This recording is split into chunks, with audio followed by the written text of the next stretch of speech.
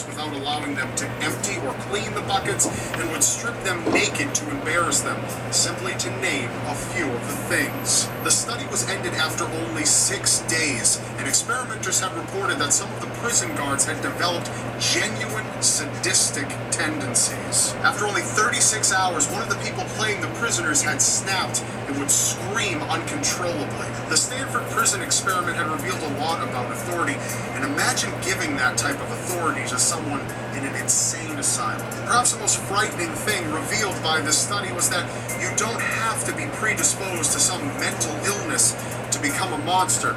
You can be a decent person. It can happen to anyone. Some asylums, of course, were a cut above the rest, such as the Beechworth Asylum in Victoria, Australia. Stories tell of laboratories where patients would be operated on and autopsies were performed. Floor-to-ceiling shelves were filled with body parts preserved in formaldehyde. Even the hospital's first superintendent had a few mental curiosities of his own. He would never go outside during a full moon without his umbrella, as he believed that the moon's light would turn you insane. Needless to say, this wasn't the type of place you wanted to be, so how did you get out? Say the treatment somehow worked for you. Say you were feeling a lot more mentally stable. What now?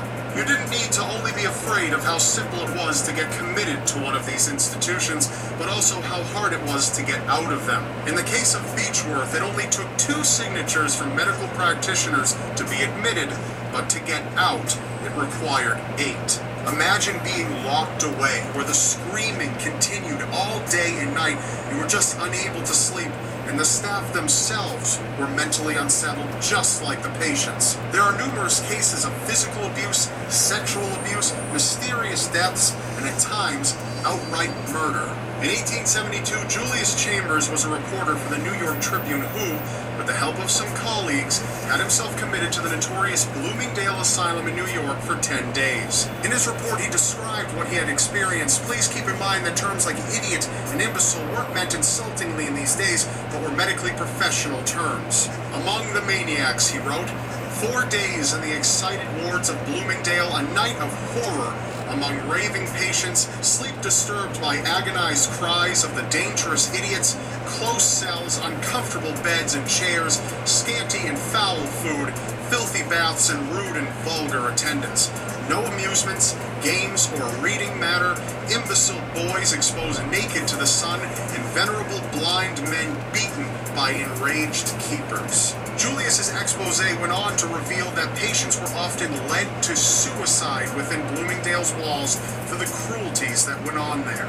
These kinds of investigations helped put a spotlight on mental health issues and aided in introducing reforms. Deinstitutionalization eventually began in the mid-1950s with the introduction of Thorazine, the first effective antipsychotic drug. With this medication in place, asylums began to break down and forfeit old treatments such as lobotomies.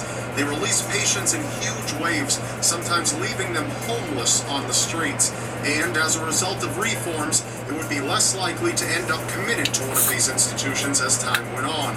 Asylums were exposed by a number of activists, as well as by David Rosenhan, who conducted an undercover experiment that revealed that perfectly healthy people were capable of being diagnosed with psychotic disorders. With all these things in place, insane asylums became a thing of the past. Now the mighty stone structures that were once towns within themselves are just looming in the shadows. Boarded up and abandoned, they become attractions for ghost hunters and thrill seekers. Equipment is often left behind, covered in a blanket of dust, just how it was left. A sobering look into the past. A look into the walls that would be lined with patients. Many died horrific deaths in these places, either from abuse or neglect, having been beaten or starved to death. It's a reminder of how far we've come, but also what authority can do to a healthy mind. Truth be told, simply getting a job working at one of these asylums at the time would end up qualifying you to become a patient at one of them. Today, 1 in 4 adults suffer from some degree of mental illness. Luckily, we don't live back in these times, as some people were carted off to the insane asylum simply for feeling sexual attraction. That makes me quite confident in saying, I'm happy to live in the day that we are. If you're interested in bizarre mental disorders, please look to the description below. I've linked one of my episodes of Seriously Strange, which covers the weirdest mental disorders. You won't believe what your brain can do. That's all for now. Remember, you may not believe it, but anything is possible in a world so seriously strange. I'm Rob Dyke, and I'll see you next Wednesday. Please show the artists of this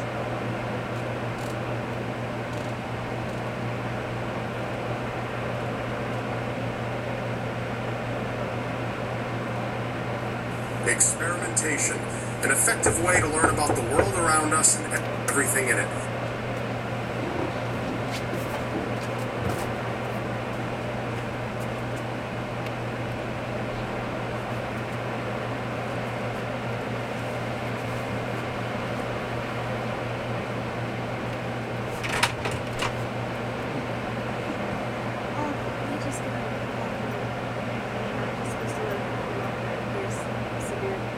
Yeah, I'm watching. Okay, just so here. Okay. Then,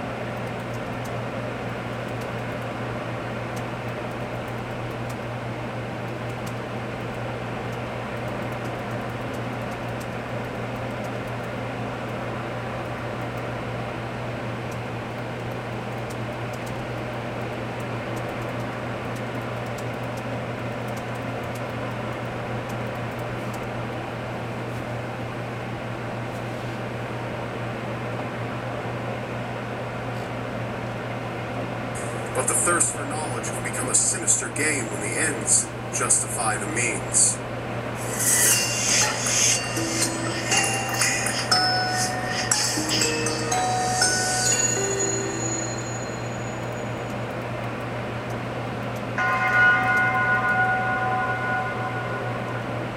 Wendell Johnson was a psychologist at the University of Iowa who dedicated most of his life to trying to discover the cause and cure for stuttering. Though he had made many great contributions to his field, there was one black mark that would haunt his name forever. Johnson conducted a study that would try to discover the relationship between a person's thoughts and feelings in relation to their stuttering, and if it could be a learned behavior. Though the study would reveal a great amount of information regarding this relationship, some argued that he went too far to obtain it. Johnson selected one of his graduate students named Mary Tudor to conduct the experiment. With a competent student to gather research, all he needed now were test subjects, and a nearby orphanage would suffice for that.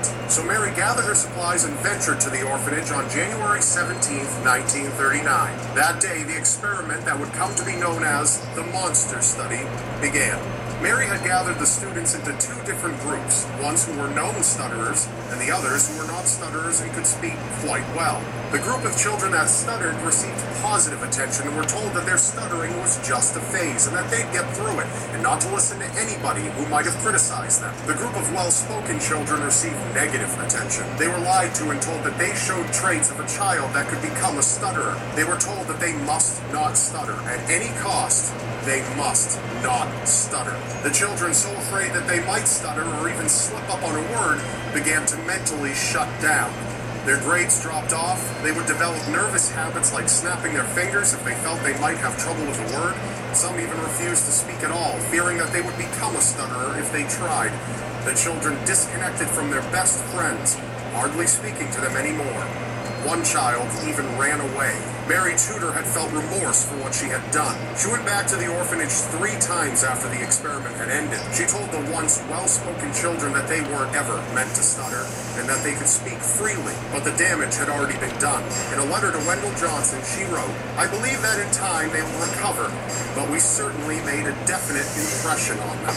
Unfortunately, she was only half right. Their impression was such a powerful one that some of the children lived with the damage from the study